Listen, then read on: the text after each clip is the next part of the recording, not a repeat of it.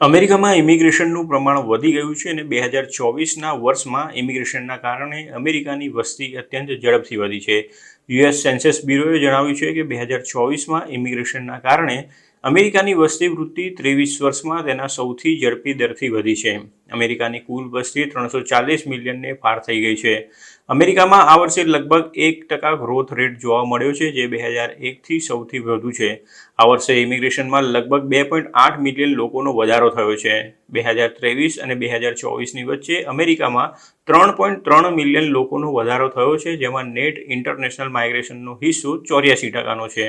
બ્રુકિંગ્સ ઇન્સ્ટિટ્યૂશનના ડેમોગ્રાફર William ફ્રેએ જણાવ્યું હતું કે ઇમિગ્રેશનની અસર ફક્ત રાષ્ટ્રીય સ્તરે જ નહીં પરંતુ રાજ્યો માટે પણ અર્થપૂર્ણ પડી છે.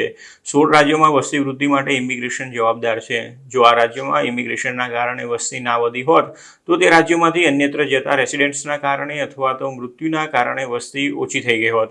ઇમિગ્રેશનમાં વૃદ્ધિ તે પણ દર્શાવે છે કે કેવી રીતે ઇમિગ્રેશન દેશના મોટાભાગની વસ્તીમાં વધારો કરવા માટે મહત્વપૂર્ણ ફાળો આપી શકે છે. સમગ્ર 2020ના દાયકા દરમિયાન અમેરિકામાં સાઉથ સૌથી ઝડપી વિકસતો પ્રદેશ હતો, જેમાં અન્ય તમામ પ્રદેશો કરતાં સૌથી વધુ નવા રેસિડેન્ટ્સ આવ્યા હતા, જે આંકડો 1.8 મિલિયન હતો. ટેક્સાસમાં સૌથી વધુ 5.62 લાખ નવા રેસિડેન્ટ્સ ઉમેરાયા હતા, જ્યારે ફ્લોરિડામાં 4.67 લાખ નવા રેસિડેન્ટ્સ ઉમેરાયા હતા. કોલંબિયા ડિસ્ટ્રિક્ટમાં દેશમાં સૌથી વધુ ગ્રોથ રેટ નોંધાયો હતો, જે 2.2% હતો. જો કે 3 રાજ્યો એવા પણ છે જ્યાં આ વર્ષે વસ્તી ઘટાડો પણ નોંધાયો છે. આ 3 રાજ્યોમાં મિસિસિપી, વર્મોન્ટ અને વેસ્ટ વર્જિનિયાનો સમાવેશ થાય છે. જો કે ત્યાં કોઈ મોટી સંખ્યા નથી ઘટી, પરંતુ 127થી 516 લોકો ઓછા થયા છે.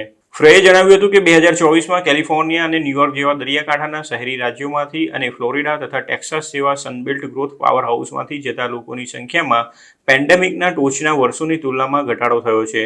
હકીકતમાં કેલિફોર્નિયા અને ન્યૂયોર્ક બંનેએ આ દાયકામાં વસ્તી ઘટાડો જોયો છે, પરંતુ 2024માં વસ્તી વધારો નોંધાયો છે અને તે મોટાભાગે ઇમિગ્રેશનના કારણે જ થયું છે.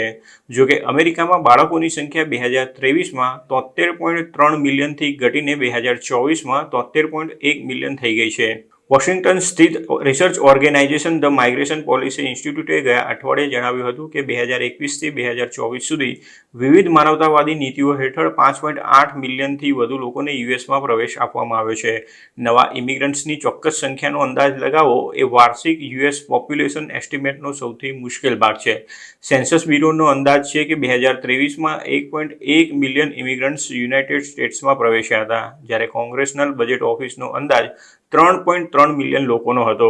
પરંતુ સુધારેલી પદ્ધતિ મુજબ ગયા વર્ષના ઇમિગ્રેશનના આંકડા હવે સેન્સસ બ્યુરો દ્વારા લગભગ 2.3 મિલિયન લોકો છે.